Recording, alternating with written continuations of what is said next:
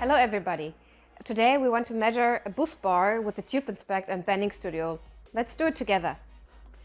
So first of all we have to import the step file of the bus bar. You just have to choose the right step file or IGES file, import it. Then we have here the functionality of the cut wizard, the automatic import with geometry. So just click here, import a rectangular part. You have the option to do this also manually, but today we want to do this completely automatically, and you see it works without any problem. So just click OK, save and close. Create a default inspection plan.